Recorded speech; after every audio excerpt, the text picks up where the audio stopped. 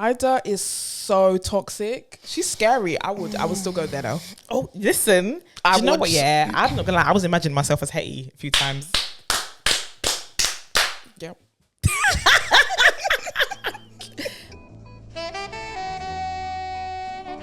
Hello.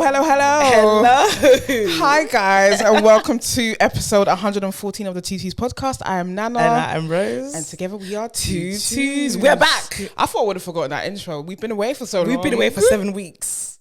Almost 2 months. That's crazy. It doesn't feel like it's been to I mean, it feels like that to you lot, but to us, it hasn't felt like we've been gone that long. I'm not going to lie. It feels like we were in the studio the other day.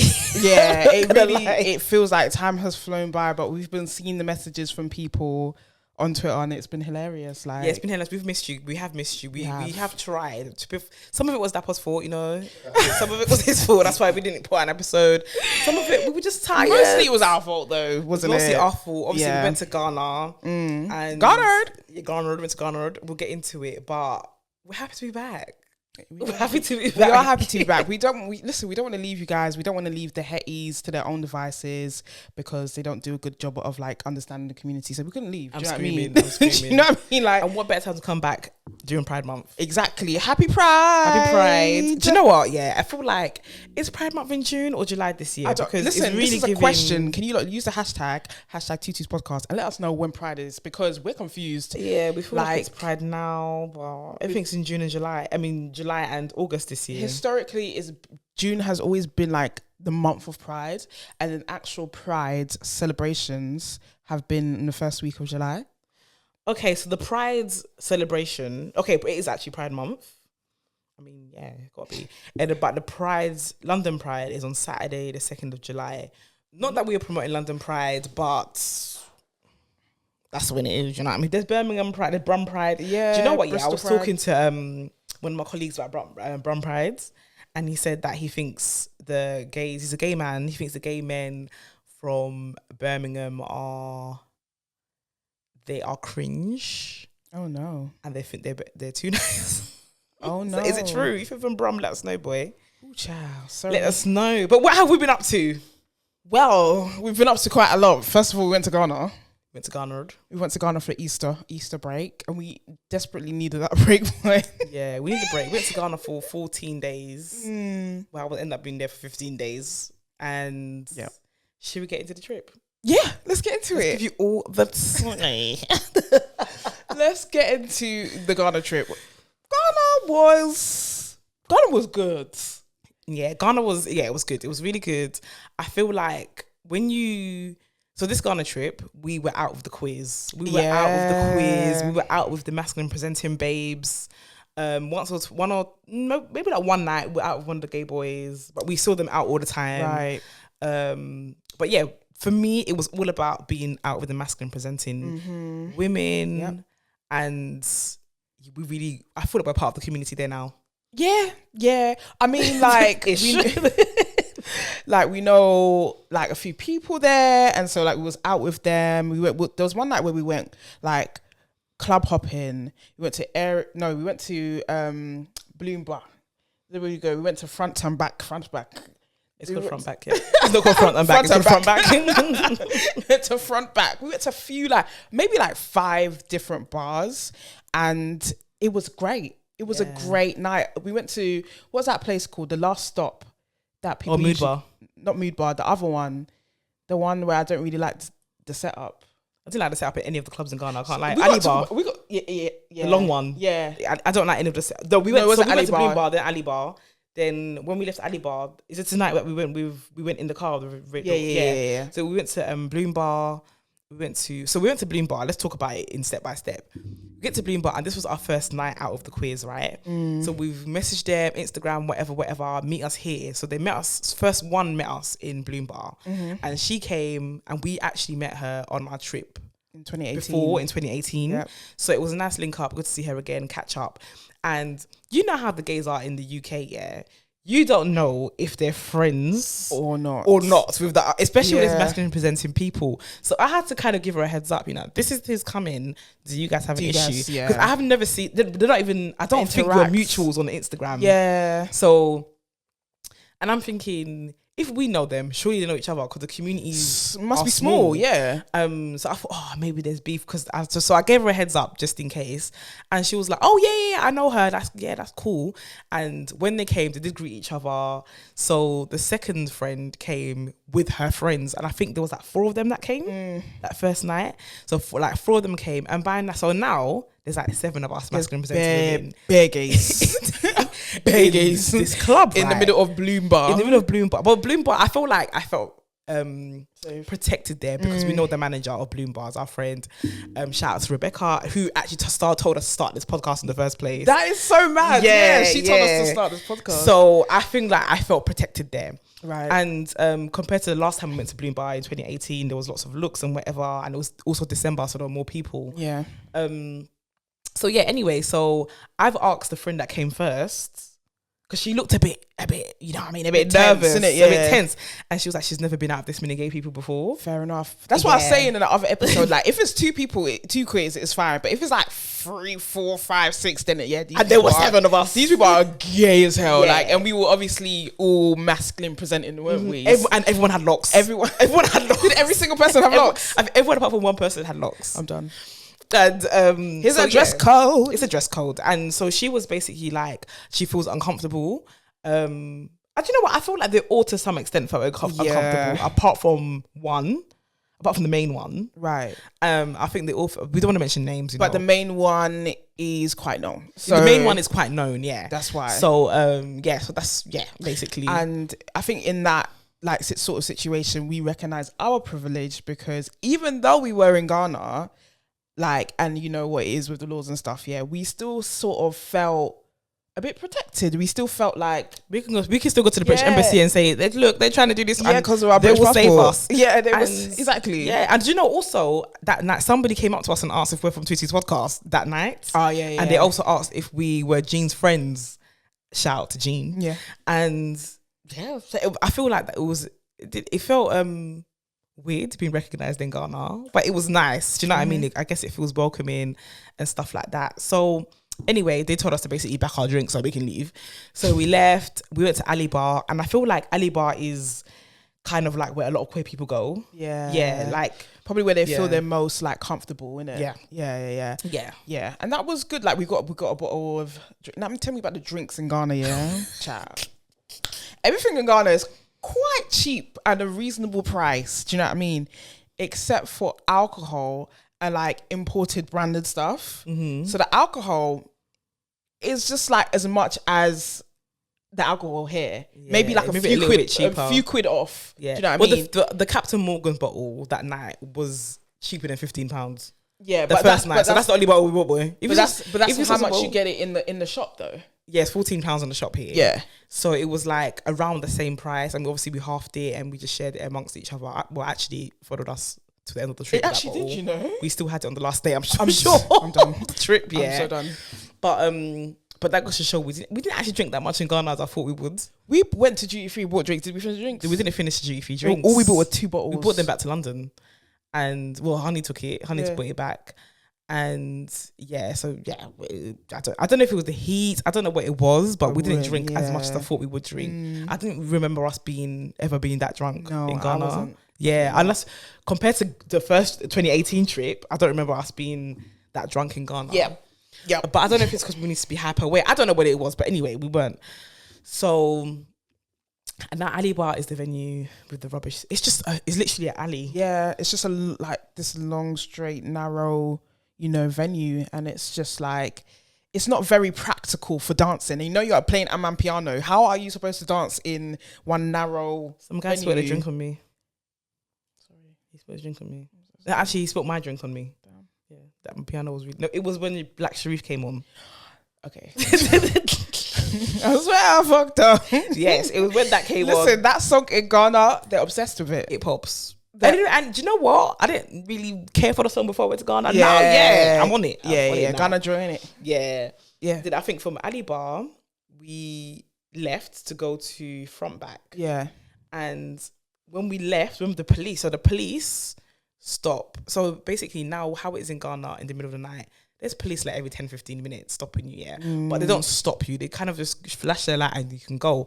That was our experience. We never got searched in Ghana with any of the Ubers that we were in or any of the cars that we were in. However, the lot behind us got stopped and searched, and they said that they knew it was going to happen because they've got locks and obviously they're masculine presenting as well.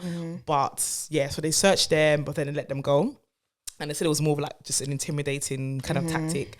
But they were so like cool. I loved that they were just themselves for everything. Yeah, they were. Even though they were nervous and stuff, I think it takes so much like guts, like, and courage to come out, you know, and be yourself, especially in Ghana, because even a lot of them, like the mask presenting women, like when they go to work from Monday to Friday, they kind of dress in like feminine or like kind of neutral like clothing.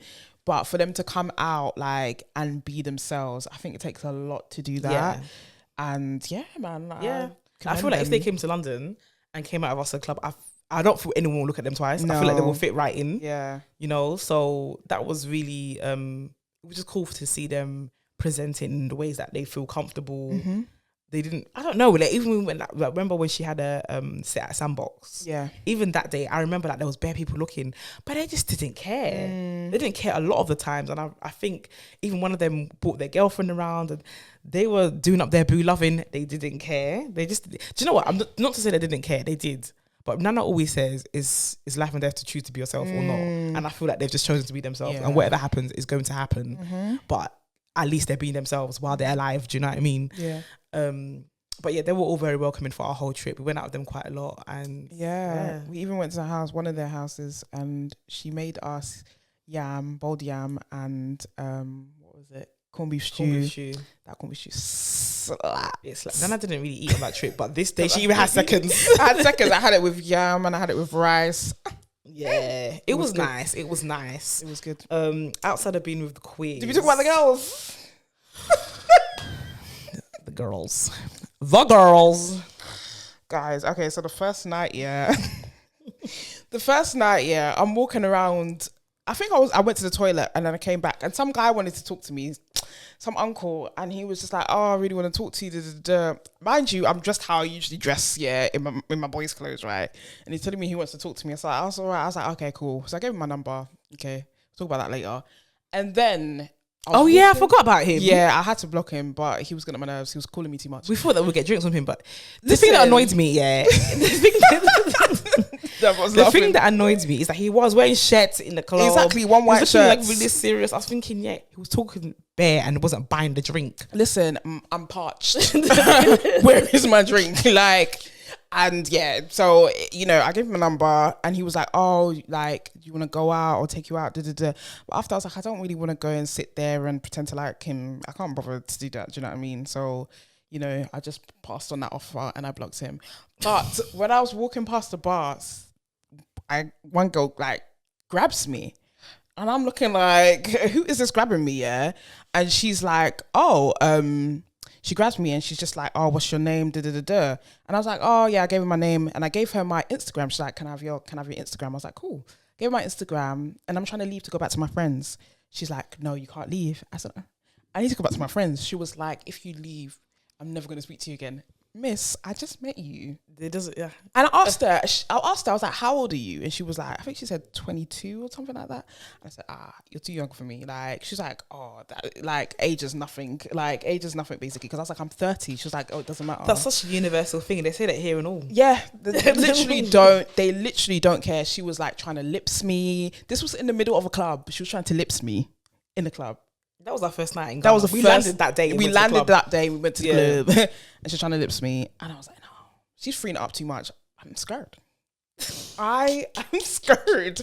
And the next day, like, she calls me, and she's just there chilling, having a conversation. I'm on holiday, babe. I got things to do. Do you know what I mean? Like, I'm not just chilling. Do you know what I mean? And then I see her out again. I think it was like 2 days later, and she was like, "Oh, you didn't tell me you was going out." I said, "You didn't tell me you was going out.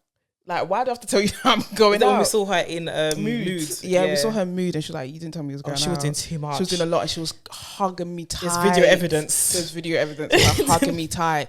And then, like, she was calling me after that and I ignored her calls. And then I saw her again at Bloom Bar, and she was giving me one dead stare, like in the eye. She was giving me one dead stare because she was upset in it. When in Bloom Bar? Yeah, that day. Was she in Bloom Bar when we got the bottles? Yeah. She was in Bloom Bar that day. This is when we was leaving though. Like, this is when it started raining. After we did the 360.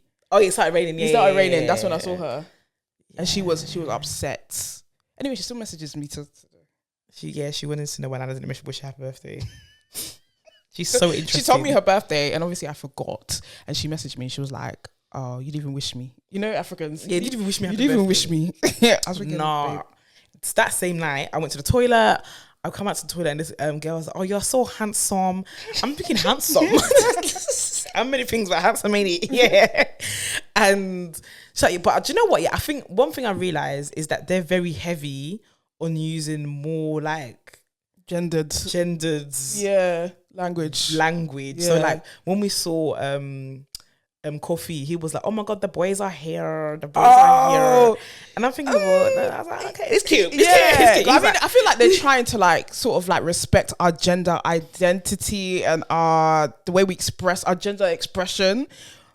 However, I don't think they understand the nuance that we have here, because I think their gender expression is quite binary in Ghana, because maybe they just don't have the language for it. I think it's just one way here and it's one way there. I just think that's just how they do it. I just don't think it's... Because when we went the first time, he told us that over there, they call the gay boys girls, whether you're masculine or not. I don't think... the thing is, I don't think it's explored to the depth how we explore it here. Nah. And that's why it's so binary. Yeah, I don't think so. The girl that I was speaking to, they said that she uses she, they pronouns. Yeah. And then she said that the only reason why she uses she, they pronouns is because she doesn't think Ghanaians like would get with her just being they, them. So that's the reason.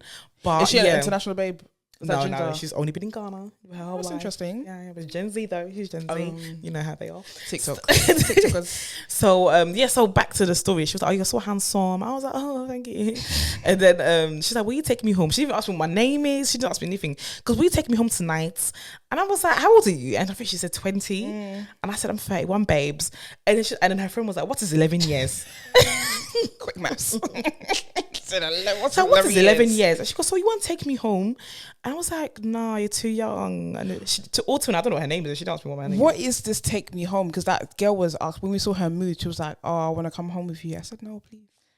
Listen, Nana said that we don't know if they're a thief. We can't really I don't know if she's a thief, if she's a witch. Like, I can't bring you to my father's house. Like, no. No, you can't be doing that. Do you know what I mean? And then there was another night we went out, and then this guy was speaking to... This is not that you stayed at home after Honey's birthday. So this guy was speaking to my friend, and his I don't know if it was his girlfriend or just a girl that he met, that night. But all I know is he was popping bottles. So I was happy for him to speak to my friend because he was popping bottles, boy. All of us were drinking that NSC XO, And then so this girl, she follows me to the toilet. Well, yeah, she follows him to the toilet, and he was talking to me. So she comes in afterwards, and then she starts talking to me in front of him, and I can see that he was kind of like, "What is going on here?" And then when we left, she asked for my Instagram in front of my friend, because obviously her guy was talking to my friend, and my friend just came over and just looked, and she was like, "Rose, do you know who you are? Look at her." She said that in front of the girl. She said, "Look at her," but the girl didn't care. She said, "Take my Instagram." They don't care. They proper don't care, and they're so chill with it as well. Yeah. They're proper chill, like. And can I say, all the girls we're talking about are from Sierra Leone. Something about Sierra Leone girls, they're so forward. Like even the ones here, like they're so forward. It's scary. They're all from Sierra Leone. I don't know, it's scary. Even when we went to do our shopping for our like little bits and souvenirs, the woman we went from was from Sierra Leone. What are they all doing there? I don't know. But you know what? Sierra Leone did have the wall in the early 90s, and that wasn't that long ago. So Sierra Leone still hasn't been fully built up since. That's why people are still coming. So they're probably in Ghana for opportunities and stuff. Or to do. And a lot of them, these girls are all young. Maybe they're there for uni. Who knows? Yeah, maybe they're there for uni. Yeah, who knows? And like the one that I met is a dancer, innit? So like, I don't know if she does music videos. They were so interested. They were so, even the one I was meant to go on a date with. Remember the one I was meant to go on a date with? Shout out to her. She listens to the podcast. Shout out to her. Does she? Yeah. Shout out to her. She listens to the podcast. But yeah, I came back to London and she didn't know I'd come back to London.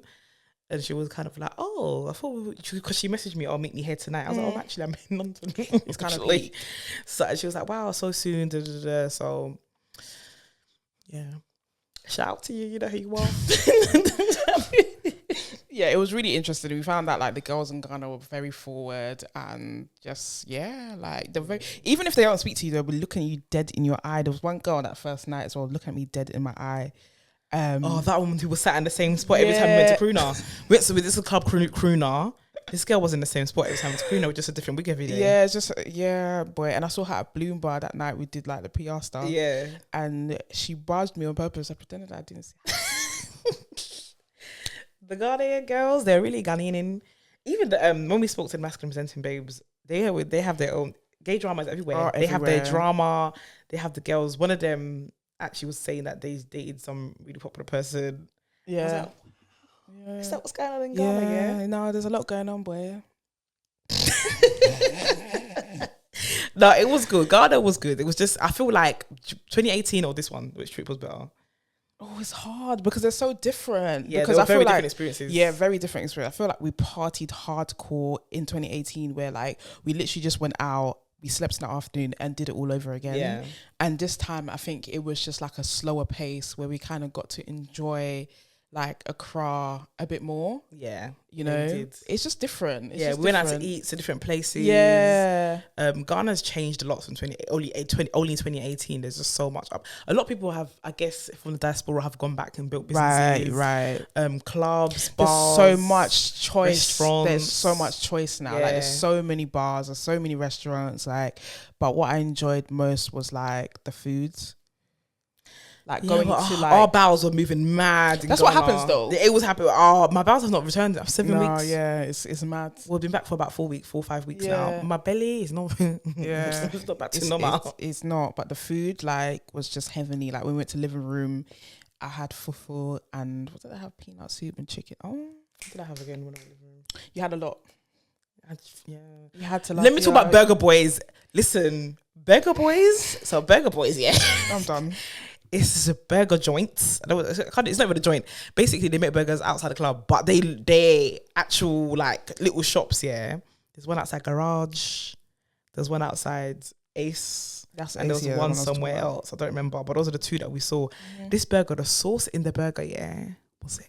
I need it right now. And they have egg in it, you know. They have egg in the burger. Fried egg. They fry egg they put in the burger. Fried egg. You know, Ghanaians, we love egg. It was great. It was I even tried to save one to eat the next day, but I didn't put it in the fridge and there was ants all over it. This is garnered. It's garnered. Leaving food out, do you know what I mean? Nah. But we really enjoyed the beach. Oh yeah, we had a good time on the beach. Oh, shout out to my man. What's his name again? I can't remember. Boyfriend. I can't remember his name. But the guy on the beach, Wakanda. We went to Coco Bite. We was calling, is that how you say it? Yeah, we was calling it Coco Brights before. We are useless. When I said, I think you said it to your mum and she was like, yeah, Coco Brights. And the thing is, my mum, like, I think she bought land there. Mm-hmm. So I was like, yeah, Coco Bright. And she was like, this is where you bought land. She's just like, I didn't buy land in a place called Coco Bright. Like, what are you talking about? And then something clicked. I think it clicked. She's like, oh, you mean Coco Bite? Yeah. She's like, first of all, I didn't even buy land there, but okay. Yeah, Coco Bite. Like, that was really fun. We had a great time on the beach. Yeah, we had a good time. And by ourselves. Yeah, and because obviously it was closed because it was bank holiday or whatever, so they closed the beach. And it was just so nice. And it was, you know, when you're at one with like nature and the sea and just like taking that all in, and it's a moment of peace and a moment of quiet and it's slow. It was just that, and it was very needed. I'm glad we had at least one day of that. Yeah, and I'm glad it was Honey's birthday as well. So she wanted to be on the beach for her birthday, so we saw her birthday at night time on the beach, and it was perfect. Perfect. Absolutely. It was perfect. It's a good time. The mosquitoes really got us that day though. Yeah. And I just want to say, if you're going to Ghana, take your malaria tablets. We didn't take our tablets. We didn't, and we were fortunate enough not to get malaria, but we know somebody that did. So yeah, Nina got it. Nina Rose. If she was in Ghana too when we were out there, shout out to Nina Rose. She was a guest on the podcast before. Yeah. And so we hung out with her quite a bit. But she did a post. Did you see her post about awareness for malaria? And it's because she got malaria. She didn't take tablets as well when she was out there. And she was on hospital for days. And she's only now really recovering. And we've been back from Ghana for like almost a month now. Yeah. Probably a month now, or maybe even 5 weeks. And she's only just recovering. And people die from malaria. Do you know what I mean? So don't be like us and be on vibes and take your malaria tablets. We were just on vibes. No, I've actually learned my lesson. Even me towards the last, I was sick towards the end of the trip, but it wasn't malaria. Don't know what it was. Yeah, no. It was all sick. I was sick as well. I didn't feel well when I came back. All of us, Honey was sick. All of us were sick when we come back, boy, but it was worth it. Being in Ghana, it was worth it. Cool. That's how Ghana wrap up. Go to Ghana, guys. But go to Ghana. If you want to know, follow Black Volta. It's a page where it's basically nightlife in Ghana. Like, if you want to know what's going on in Ghana, follow that page. They did a roundup today about events, June events, and they had Ghana Party in the Park from the UK there. Done. And the thing that's happening in so the thing that's happening in Portugal is Bloom Bar. Yeah, Bloom Bar's event, in Africa, yeah. I thought they were just promoting it, but no, but they actually go into Portugal. Oh, okay. So Bloom Bar's going to Portugal for a festival like a few weeks before the other festival that happens there that nobody getting the refunds for. Mad. Go to Ghana. I would advise it. Somebody messaged me the other day asking, is it safe to go there for us after the LGBT laws? And even so, we did actually speak to them about that, like how things have been. And they basically said initially when this anti-LGBT stuff happened, it was really tough for them. Like it was hard for them. But they said now, like it's in the news, but in real life, no one's really talking about it. Talks about it. Yeah. And one thing is like it's so funny with Ghanaians because like they're so chill and so calm and just like they usually just mind their business. But I think all of the things that they've heard about like homosexuality is just something that has been taught to them and something that's learned. So if you ask the average like Ghanaian, they'll be like, oh no, it's wrong. If you ask them why, they don't really have a reason. They'll just say, oh, because the Bible says that is wrong, but like they don't really have a proper reason for it. There's no reason, and I think there's no reason for it. It's the people, it's the church leaders, and it's the people who are in power who are pushing the narrative. It's not really the Ghanaian citizens. Obviously, I can't speak for the whole of the Ghanaian citizens, but from what we experienced and what we were told, we were, I want to say 90% fine in Ghana. Do you know what I mean? Like, there's a couple looks here and there, but we get looks here too. Do you know what I mean? It's just what it is. But nobody shouted, oh, these fags, nothing. No one said anything like that.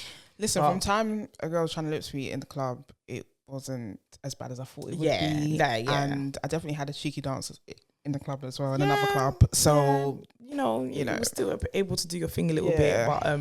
But at the same time, we recognise our privilege at the same time. Yeah. You got to still be safe as well. Like, have some awareness about you because you just don't know who is around you as well. So, be safe and roll with people that you trust as well. Yeah, man. So that was Ghana roundup. If you have more questions, use the hashtag Twenties podcast and ask us. So what I'm going to pick a bone with you hashtag people, I'm done. Is you lot can use the hashtag to tell us to drop an episode, but I don't see using the hashtag when episodes out out. The episode. Yeah. I should have said there's no episode until you lot use the hashtag. I should have said that. Anyway, we're here now. We're here now. Yeah, we're here. FMX. That's really interesting, guys. Like, don't be scared. We've said this so many times. Don't be scared to use the hashtag, even if you're not queer and you enjoy it. Because I feel like we've got like messages from people saying, "Oh, I'm not queer, but I really enjoy this podcast." If you're an ally, you can shout about it. Like, the more people shout about it, the better. Do you know what I mean? Like, we love allyship and we need more of it. Yeah, and we know you guys listen. So I didn't even tell you when I was on the way to selling last week. So me and Amrai did a shoot last week. Hopefully it's coming out during Pride Month, so you guys will all see it's a campaign for an American brand. But on the way there in Oxford Circus, a shout out to the person who stopped me. They stopped me and said, "Oh, listen to the podcast, keep going." Also, the MUA on set was like, "Your voice sounds really familiar," and I was like, "Does it?" And she was like, "I've got a podcast," and she's like, "What's your podcast called?" And I was like, "Twenties podcast," and she was like, I'm not gonna lie, I don't know what it's called. And then she was like, she looked on her phone and she's like, "Oh my god, it's you!" I'm done. She's like, I knew your voice. And then she's like, obviously, I've never looked at your social media, but she was like, I was literally listening to your podcast on the beach about a month ago in Peru, wherever she went. I forgot where she went, but she was like, yeah, that's when she discovered it. Her friend was like, "You would like this podcast," and that was 2 people in one day. And then since after that day, I think like 3 others have said it. So that was all in a week's time. So there's 5 people in a week that have come to me in public to tell me they listen to the podcast. You lot can use the hashtag. You lot can use the hashtag. Please, but use it too. Please be using it too. We need you to use the hashtag. We need engagement. That's how we grow. That's how we actually grow. If you guys interact with us and just spread the word. Yeah. Thank you. Thank you very much. On to the next subject. Isaiah Rashad. Yeah. Do you want to give some? I feel like we did. But you give some background. We spoke about this. I think there was a video that came out, and Isaiah was in there, doing some sexual things in the video, and it was this big hoo-ha.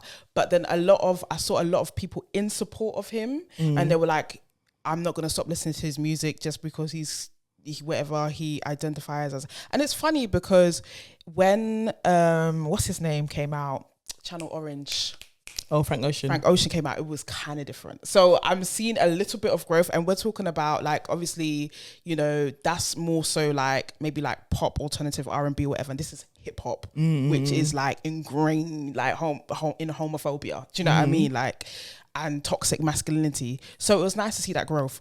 However, so this video surfaced of, Isaiah Rashad, doing some sexual activities with another man. And there was, public opinion on that, and since then, being a man from black man in hip hop, he's in TDE, Kendrick Lamar's camp.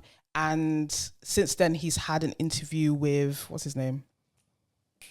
Joe Budden. And I didn't watch the whole interview. And now these days I don't like to really speak on like things that I haven't seen I haven't seen the whole interview, so I can't really speak. I've only seen a clip. You know what I mean? And the clip was a bit, in my opinion, a bit wayward. Like the line of questioning was a bit wayward. Yeah. It didn't really make all the sense. And there's been people questioning whether Joe Budden was the right person to conduct that interview. And that question is like up in the air, isn't it? Like, what do you think? Did you see the clip? Yeah, I saw the clip, and I think that when I hear strippiness, I click off. So, like Nana said, we didn't watch the whole thing, and I actually wanted to watch the whole thing before mentioning this on the podcast, but it was recent, so let's just talk about it. Do you know what I mean? And but basically, he asked a question about what being fluid meant, and he basically said, "Does that mean you're non-monogamous?" And there are two completely different things. Like monogamy is something it's a relationship style. Yeah, it's just not really to do with being queer. It's just everyone can be monogamous or non-monogamous. Yeah, so it's not about your sexuality. It's not a sexual identity. Or your gender identity, whatever. He said he's fluid. And I feel like in this day and age, if you're going to conduct interviews, you don't have to have all the answers. You don't have to be perfect. You don't need to be from the community. However, you should be open. That's what I think. But I also feel like if you're going to conduct interviews, you should do your research. You should definitely do your research, especially on something like the LGBT community. I think these days you need to do your research. I think it's just, not even, I just feel like it's across the board, because you come across as somebody who hasn't prepared. And you come across as somebody who's committed to misunderstanding as well. But then again, like that another interview has come out with Joe Budden saying, if I was bisexual, so what? Or something along that. I forgot what it is. Yeah, the bisexual thing. But you know what? I feel like it's difficult, because even Tank, did you see Tank's interview where he said so he performs at pride events, and he was just like, people have called him gay because he performed at pride events, and he's like, I'm going to perform the same way I'm performing in front of women. I will perform the same way I'm performing in front of gay men, straight men, whatever. The problem is he used the word sissy. He called queer men sissies, and obviously that's derogatory. Do you know what I mean? Like, I just feel like you have to read the time that you're in now. Like, you're sitting on your Tank, you're sitting in a big interview that obviously is going to go public. You think about what you're saying. You don't use the sissies. Like, it's just, for instance, it's like black people being able to call each other the N-word. Do you know what I mean?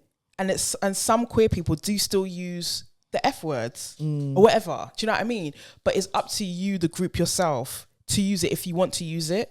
But other people shouldn't be able to use those words. Do you know what I mean? I think it's that, but I feel like it goes deeper to say, with Joe Budden and with Tank, I think it goes to say that if you're gonna speak publicly about a community, you need to know what you're talking about. But this is what I'm saying. Like, Tank doesn't have interest. Do you know what? I believe that you can genuinely not have an issue with any LGBT people, or you can understand things. However, like, your understanding your understanding is, they're okay over there, and not actually caring about the community and knowing what to say, and he also made it seem like, oh, it's a payday. Yeah, it's a check. He's like, I'm gonna get the bag. I'm gonna get the bag. I don't care who it is. There's still some homophobic undertones in there. Yeah, no, definitely. And so I can believe that. Yeah, cool. You don't have an issue with the community, but I can also, and he was all kept saying that he's cool, he's secure in his sexuality and whatever. But then, if you cared that much, then you wouldn't have used that word. You would know that it's offensive. Do you know what's interesting about like in the entertainment business is that there's so many queer people around them. You talk about MUAs, you're talking about hairstylists, you're talking about clothes stylists, wardrobe. All of these people in this like entertainment industry that are either like gay or even trans and all of that, and it's just like there's just not enough caretaking. These are the people that are consistently around you. Yeah. But there's no caretaking. You don't care to go on the interview and call queer men a bunch of sissies. Yeah. Did you see the Saucy Santana interview as well? On the Breakfast Club show? Oh, when they called that man in. Yeah, yeah. And they were kind of trying to put him on the spot about the fact that he likes Santana's music. So that was awkward for the guy and for Santana. This is what I'm saying. These platforms, like with Charlemagne, and there was even another one with Kehlani. Did you see what happened with Kehlani? Oh yeah. Basically, in the beginning of the interview, this was a radio show. In the beginning of the interview, I think they were nervous, and I think that in them trying not to get things wrong, they got it wrong. Because did you hear what they said about it afterwards? Yeah, I saw what the woman said about it. Woman said, yeah. But she's dumb. She's wrong and strong. She's wrong and strong. She was dumb. wrong and strong. But I feel like the guy was like, oh, she, like, but he was trying to like, I think he was trying to like make her comfortable, but in that he totally fucked up. Yeah. Like, and she was, from then, she was done. Was giving her body language and even the way she was answering back. It was after that first introduction though. It was after, and that was the beginning. No, but they should have read it. They should have read it. And they should have known she's apologized and just changed, spoken about her music. Yeah. And they were asking her really invasive questions about her dating other artists. And so you're not scissoring scissor. That is totally inappropriate. That was so inappropriate. They wouldn't have said that if it was a man. And not like that. They wouldn't have bought it sexually like that. Right, because they ask questions about who people are dating, but not like so explicit. Oh, you're not scissoring scissor. That's insane. Why can't you be friends? Why can't two women just be friends? Why can't two women just be friends? Why can't they be making music? Why can't they be any of that stuff? But I feel like Kehlani was good to give them the frosty energy that she gave them. She should have walked out. I feel like she should have walked out, and I think that from now on she probably is, because that was so much. And then the woman, the lady that was on the show, she came and she did some whole video about like she's kind of like spoiled, and you know what I mean, like we've been doing this for years, and we have this name on, we have this name on, like we're not some small platform. You people, these platforms, they don't know how to conduct interviews. They're so unprofessional. They're so unprofessional, and there's so much like undertones, as you said, of like bigotry. There's so much, you know. L'Oreal, she's a dumb bitch, and her voice is annoying. Yeah. Do you know what I think though? I feel like people try to satisfy both sides. They try to satisfy the allies and LGBT community when it comes to those conversations, but they also act up for the homophobes. But this is the thing. Like, I saw someone tweet about how people say that queer people are so defensive and we don't like jokes and stuff. Like, we can joke, but we can certainly read when the joke is at our expense. And that's not cute. Do you know what I mean? That is not cute. So no, we can take jokes, but we ain't taking those fucking jokes. Do you know what I mean? I think so. Talking of jokes, can we talk about Twenties? So I have finally watched season 2. Wow, shock. I finally watched season 2 of Twenties. Do you know what? I didn't know it was on BBC iPlayer. If I knew that, I would have watched it earlier. Yeah. It's so easy to watch BBC iPlayer. Yeah. So Twenties, about masculine presenting lesbian in LA, trying to be a writer, doing her thing. Boom. Yeah. When the reason why I said, I'm sorry if this is a spoiler for you. Then sorry, you should have watched it. Should have watched it by now. Me, I'm even late. Rosie's watched it. Exactly. So if I watched it, you should have watched it. Now today, you should have watched it. That lot. Do you know the episode where the dad, stand-up comedian, started kind of telling jokes, but then at the same time he was giving the message to Hattie. At first I was thinking, where's this going? I was so nervous. I was thinking, and even the friends were like nervous.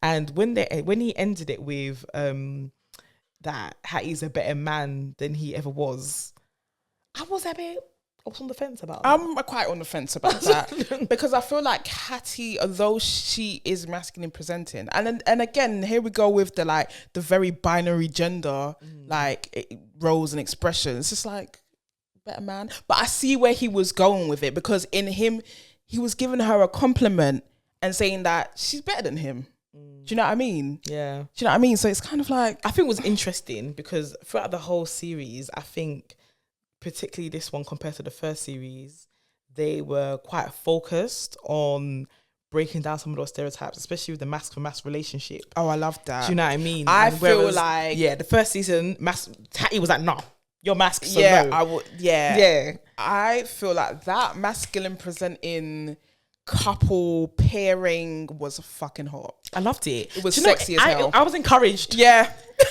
Listen, if you see me mustard muffin, don't be watching muffin, if you see me with mustard muffin, listen, I don't know what to blink. Listen, if the mass babe is fine, they can get it. Like, it is what it is. Like, at the end of the day, like, I just feel like attraction is attraction. There are no, like, you really can't explain it. Do you know what? Yeah, I'm not gonna lie. I've said it before the podcast. Sometimes when I see someone, I'm thinking, what's happening? Like, I'm not gonna lie. Sometimes I do have some things to unpack, and to unlearn. Right. But the things, I'm aware of it. I'm aware of it, and it's, you know what I mean.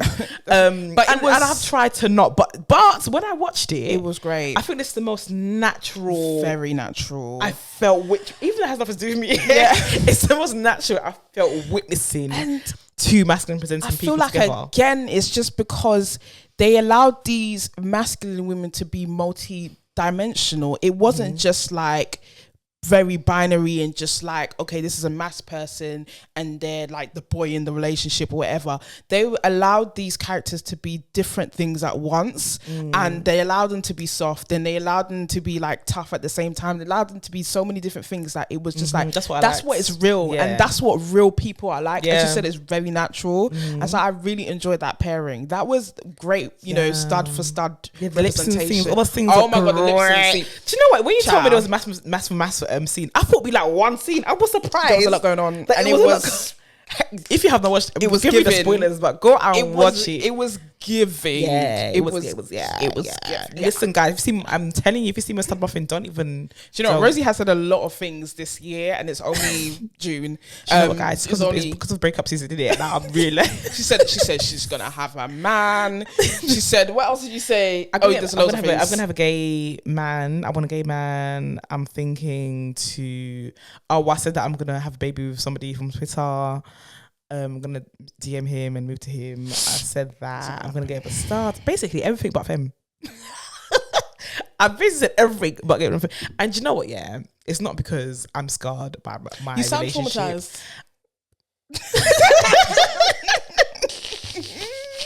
Because I'm not equally traumatized. I'm somewhat traumatized. And I feel like I swore off women, but you've decided to go like, I'm going for a stud, guys. For a stud or a man. Do you know what? The stud have been loving my TikTok. Let me tell you. Yeah, if you haven't seen, Rosie has been quite active on TikTok, and she posted one particular TikTok where she showed. I just turned around her nyash, and then Yash was nyashing. Do you know what I mean? The Yash was nyashing. Those are my gym trousers. So my gym trousers, they're really nyashing in my gym trousers. It's looking very peachy. They're nyashing anyway, to be fair. It's looking very peachy, guys. So if you haven't seen that, follow her. What's your TikTok? It's the same Row River, same my social media. Yep. Go. And make sure you follow Tuti's podcast TikTok as well, because we have something coming for you. We do. We do. Absolutely. But another thing about Twenties was, how did you feel about like the storyline with, I can't remember their names, but like the bisexual guy and the wife, fiance. Chuck, and the fiance. Do you know what? I feel like it was real life. I feel like, I think I was proud. I knew it was coming. I knew that it was coming. It was set up from season 1, wasn't it? Yeah, I knew that it was coming. But I think that it was a good way to show. I think this whole season, was really good at unpacking stereotypes, and I think that it was really good at showing the audience how to navigate things that's outside of being very binary and in boxes. So I think that usually this storyline, he would have been a DL. Do you know what I mean? Somebody's engaged to a woman, you like men too, but you keep it a secret, and you either don't explore it, or you internalize it and be homophobic, or you just be DL on the side. It's so mad because that's what Tyler Perry would have written. That is what Tyler Perry would have written. And I do like that these writers made him explore it. They made him be honest. And I think that's something that we don't even necessarily see all the time in real life. A lot of people follow what they see in the media, innit? It's true. So they would have taken the Tyler Perry route and been a DL person and cheated on the wife the whole time. Yep. But I like that they were honest. I like that the wife was understanding as well. I like that they didn't make her angry. I like that they made it okay for a black man to be queer, right, and also be accepted as well. It'll be interesting in season 3 how he's being accepted by the family, because that's going to be a whole different thing, right? But I do like that, and it was a man who's basically got his whole life set in front of him, like rich family, good career, big house, a wife, all the things on paper that look great. But really, he had this struggle. And the thing is, like, he didn't have the time to really express that side of him. Yeah. And I think that it's very interesting when you kind of come into your sexuality at a later age, where you think you know everything about yourself, and then it's like, oh, he did get to explore it a little bit, but he didn't feel like he explored it enough. Do you know what I mean? Because like his ex came by, spoiler. And so that was obvious. That was so obvious. But yeah, I feel like it was nice to see that storyline where it's just like, okay, I haven't gotten a chance to explore, instead of the whole cheating thing and as you said, the DL thing, like I get to go and explore that, because I feel like that often happens in real life, and people often shut it down completely, or they cheat. Yeah. Do you know what I mean? And I think on the flip side, for the wife, I think that her storyline, they made it normal that when you're with somebody, you can love them, but you can also be attracted to other people. Absolutely. So like, I do like that they explored that in a safe way as well. So obviously she went and did a thing with someone else, and they good for you, girl. Yeah, and they came back and spoke about it. And I feel like it was good to see a queer struggle and a straight struggle, but it was just navigated in a very healthy way. Whatever happens after that, we're gonna find out in next season 3. Yeah. But so far, I feel like a lot of things were navigated in quite healthy ways. We haven't spoken about Ida. Apart from the relationship with Hetty and Ida. Ida is so toxic. She's scary. I would still go there though. Oh, listen. Do you know what? Yeah, I'm not gonna lie. I was imagining myself as Hetty a few times. Yep. That is our new thing. Yeah. That is our new thing. I would still go there. However, she must be a Scorpio, child. She's definitely a Scorpio. She is so toxic, and it's like, I'm proud of Hattie for not going back as soon as she calls, like, because obviously she's this oldest woman. She's got her career set out, and she fine as hell, and she can give like Hattie opportunities and stuff like that. And I'm glad that like Hattie just like went with the person that was like actually showing her love and giving her room to grow, and do you know what I mean, being her peace and all of this stuff. Do you know what I mean? And she chose the healthy person. Do you know what I mean? But see, I feel like season 3 is going to be a toxic season, because all these storylines have been left like something happened, kind of on like some sort of cliffhanger. Yeah, even Hattie driving off in the sunset with the last girl, and the girl that she was in the car with was flirting hard.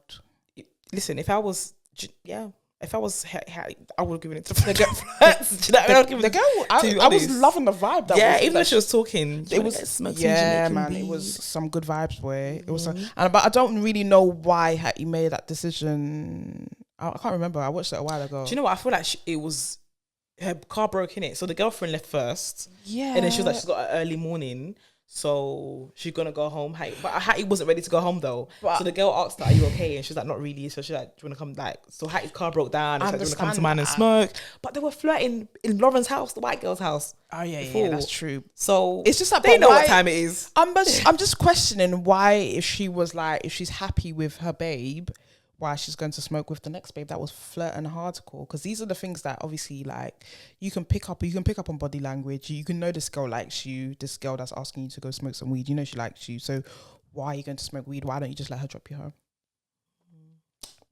She want to go home. Do you know what, let me just be honest with y'all. Sometimes you need a safe space to go and express yourself. You want to feel held. You want to feel... But do you not feel like she was being held by her girl, who I said was creating a safe space for her? And do you know what she was? I think that this is not the girl's fault. I think that it's just Hattie. The girl, she was gonna go home. The girlfriend's probably gonna tell her what she needed to hear, not what she wanted to hear. And I think that the girlfriend also had to wake up early in the morning. And Hattie was like, just go do your thing kind of thing. And I think that she just wanted an escape. I think she wanted to feel validated instead. Because one thing her girlfriend, I think she did always support her.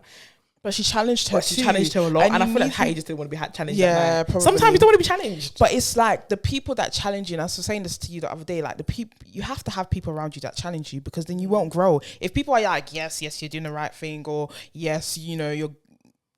But sometimes I feel like we need our friends to hold us through the mud and be in the mud with us for 5 minutes. I think just for 5 minutes. I completely agree with you. There needs to be a bit more of a balance. I would say. But also, because I feel like tough love doesn't always work every single time. It doesn't work, but you can't have people agreeing with you. Do you know what I mean? Just to make you feel better. Like you can. Do you know what? People can make you feel better without agreeing with you. But at the same time, I just think that people we should be challenging the people around us, and I think that Hattie's woman did that, and that's why she was. Like, she's able to grow. Like, even with the script stuff, when she was telling her the script's not ready, like, she wasn't saying that because she was jealous or anything. She was saying that because that was her. It actually wasn't ready as well. It wasn't ready, and I mean, by luck, she got an agent. Well, do you know what I mean? Black writers. Yeah, because they needed tokenism. Do you know what I mean? Sometimes it works that way. You're like, listen, as long as you get through the door, it don't really. But yeah, do you know what I mean? I feel like that woman really, even from the beginning of like her not wanting to date her because she was another masculine presenter, she continuously challenged her and helped her to grow, and I think that was so beautiful. I mean, but you're right. Sometimes you don't want that. Do you know what? I don't think she wanted it because it was too fresh from what happened with her dad. And I think with her dad, she hadn't seen her dad for 10 years. He's come on stage and publicly said all these things that declared his love for her, which she needed to hear for a long time. So she has to digest that. I feel like she had to digest what just happened with her dad before someone, because we had tough love. And I think that maybe if she went home, it would have been too soon. I just think it would have been too soon. But now she's going to cheat. We don't know. We don't know if she cheated. We just literally all she did was get in the car and they're driving. That's how the episode ended. And that's how the whole series ended. That girl that was asking her to go to the house was trying to get in them. We'll find that. When season 3 dropped, there better be a season 3, you know. No. I'm sure there will be. Better be a season 3. Shout out to Lena Waithe, man. She's really given us that the LGBT representation that we need. Nana will say LGBT. Have you seen that LGBT that sound on TikTok? LGBTQ. What's the LGBT? Yeah. I don't remember. It was making me laugh. Listen, that sound on TikTok. Hilarious. And shout out to Kaylani as well for like giving us like the representation as well. What is that in a music video? Yeah, in her music video. They look great together. Is that actually her new babes? Yeah, that's her babe. She says she's a lesbian now, so. Somebody else said they're lesbian now as well. Someone that I know in real life. Is it? Someone that I dated 3 years ago. Which race? No, that wasn't 3 years ago. That was like 2017. You dated a mixed race person 3 years ago. You know, I'm gonna say your rap sheet. No, I can't remember. It's not. Your rap sheet's a bit long. Do you know what I mean? Your rap sheet's a bit long. And they went with somebody the other day. And they what? They went with somebody the other day. Someone that we know. Did you speak to them? No, they went to do things with somebody that we know. Can you say it and beep it out? Beep it out. Are they a lesbian? Yes, they're a lesbian now. Is she? How old is? Oh, never mind. Well, let's not disclose any more information. But she's she's because we usually say like we wait for people to get into their late 20s before. She's in the late 20s. Yeah, she's in the late 20s. Yeah. So she's not that I'm trying to disclose more information about her, but she's okay, saying that she's doing lesbian vibes. Good for her. I'm proud of her. Yeah. If you ever listen to this, I'm proud of you. Yeah, but also like sexuality is. For the most part, it's fluid, isn't it? Like, yeah, it's fluid, as Isaiah Rashad said. Do you know, we didn't really finish talking about Isaiah Rashad, going back to Isaiah. Why do you feel like he needed to talk? Do you feel like it was a pride thing, or it was like one of those, I need to act like an unbothered thing? Why he did this interview? I feel like I could see his nerves and I could feel his nerves as much as he was trying to portray like this confidence. I could see that he was nervous, and apparently he did pick Joe Budden to conduct that interview, even though like we agree that he probably wasn't the best person or the best, like he wasn't prepared for that interview. He didn't do his research. But I feel like, because he was even like saying, I don't know, it was just so, it was coming off as nonchalant, but I think it was just, I feel like he was nervous. I feel like even though he's had a lot of support and people saying like, we don't care with sexuality, and mind you, I kind of hate it when people say, I don't care about your sexuality, like do what you want, live your life, because I still don't feel like it's 100% like acceptance. It's just like, yeah, you can do that thing over there. Is that saying I don't see colour? That's what, to me, it's the same thing.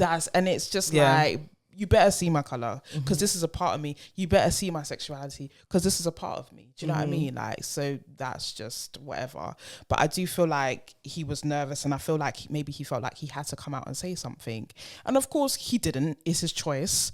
But I just feel like, I hope he made that decision for him and not because other people were telling him to, or like because management, or he felt like he owed anyone an explanation. I hope that wasn't the reason why he came out and did the interview. I think it was, but yeah. I hope it wasn't. But I do think it was, because I'm not gonna lie, I forgot about it. Yeah. Do you know what I mean? I thought maybe there's a new project coming out and he needs to see whatever. There was also the Kendrick Lamar thing. I think Kendrick Lamar... That was, that happened. And he obviously has a new album out, and in one of his songs, I can't remember what it's called, he used some transphobic slurs, but he was using it in support of, like his trans family members.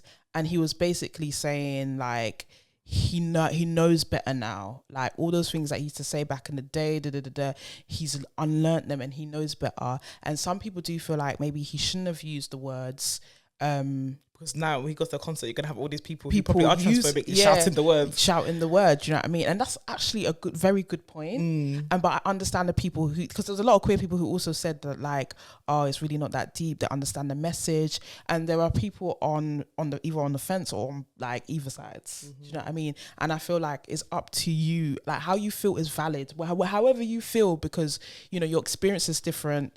Your relationship to like people not accepting you and all these things, and homophobia and transphobia is different, and you are allowed to feel how you feel about it. Do you know what I mean? That's it, entirely up to you. That's how I feel about it. Yeah, I think that the intention was there.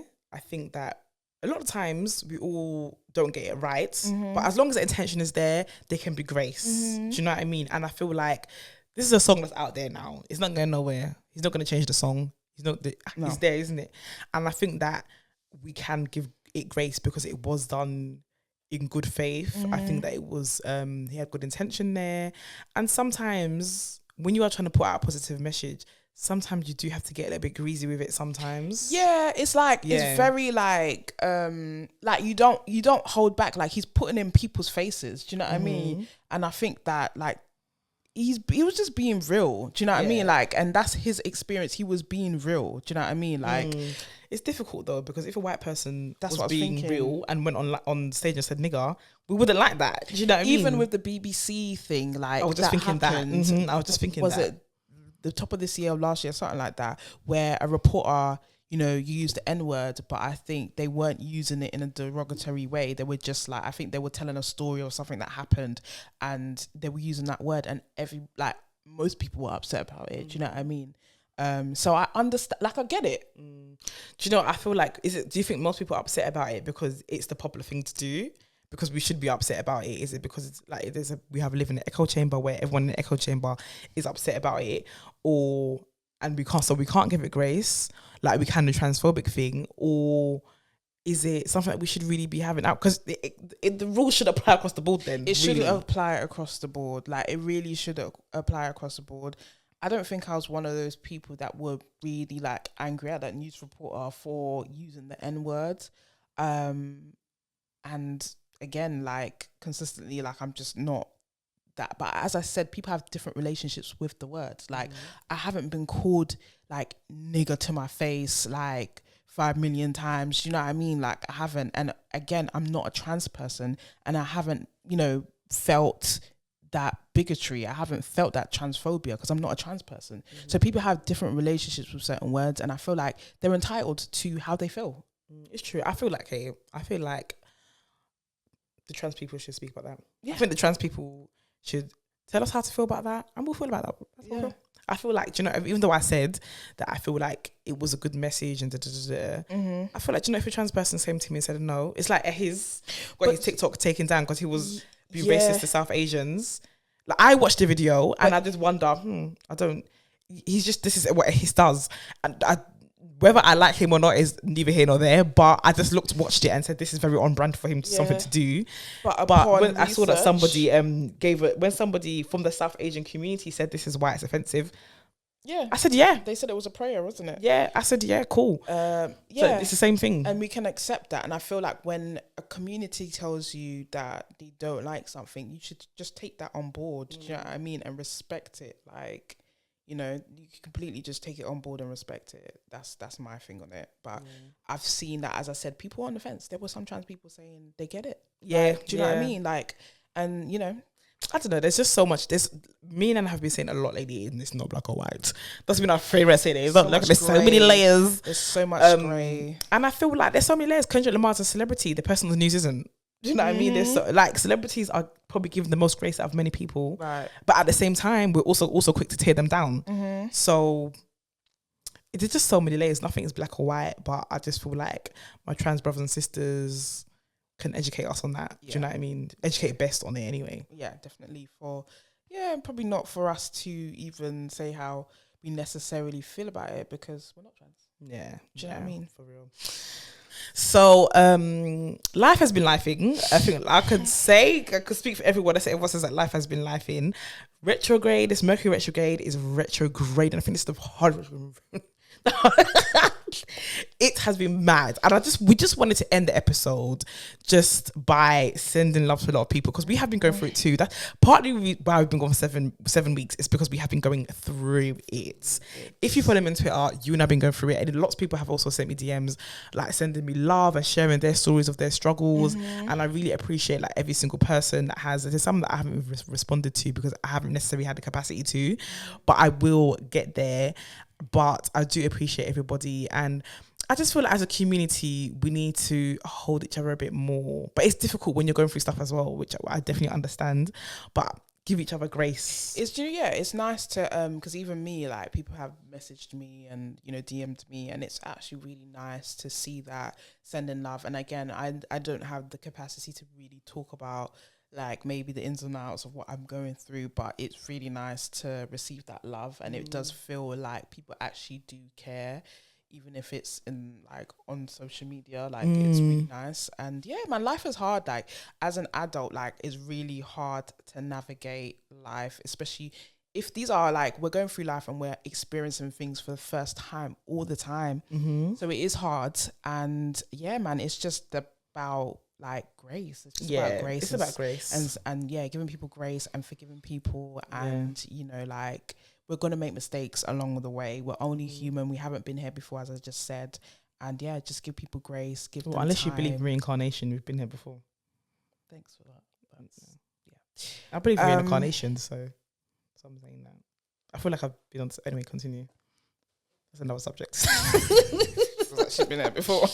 No, but do you know what I mean? I get we have to send each other grace, but also I think that everyone is going through it. Everyone's just going through it. It's been a hard time. There's been a lot of loss as well. There's been a lot of loss. That is really sort of very, very hard to grapple with, you know, like just across the board all the time. And it's very sad. Yeah, and speaking of loss, somebody from the queer community, someone called Zena, recently passed away. It's been about 2 weeks ago now on the weekend, and they were quite frequent at Pussy Palace and a lot of the queer spaces, and there's somebody that we spoke to quite a few times, and they're not here anymore. And it's really difficult to, whether you're close to somebody, even Shay as well, maybe 2 months ago, Shay passed away as well. And I guess it's a very small community, so when somebody is lost, whether you knew them or not, we all know about it. We all know about it, and it's really scary when somebody's here one day and they're not here the next. And then when you find out what they were struggling with and how much they were struggling, it's also easy to feel guilt. But these are all different stages of grief. And I just feel like as much as you have grace with each other, have grace for yourself as well. Absolutely. A lot of these things are triggering, but just speak about it. Like, just opening up and speaking about it helps. Do you know what I mean? If you've got friends or loved ones, or even if social media is an outlet, just let it out. Like, and if you've got access to get counselling, please get that. Whether, and every single borough has a mental health support team. Yes. So what they called it? It used to be talking therapies, but I think they're called something else now. But you can literally go on your local council and you can find talking therapy. I've done it myself because it's been hard. Yeah, it's been difficult. I had my first bereavement counselling today, and I cried in the counselling session. But it's like so it's important. Needed. You know, I learned, it was only one session. I've learned so much from the one session. So we take care of we try to take care of our bodies. Maybe we don't always do it so well, but it's also equally important to take care of the mind. So yeah, definitely. And we just want to send love to all of Zena's friends, family who are close, and we just hope they're resting in peace. Yeah, and we just wanted to end the episode like that. So make sure you use the hashtag Tutu's podcast. Do follow our TikTok. Like we said, we have things coming up. Make sure you like, comment, and subscribe. And until next week.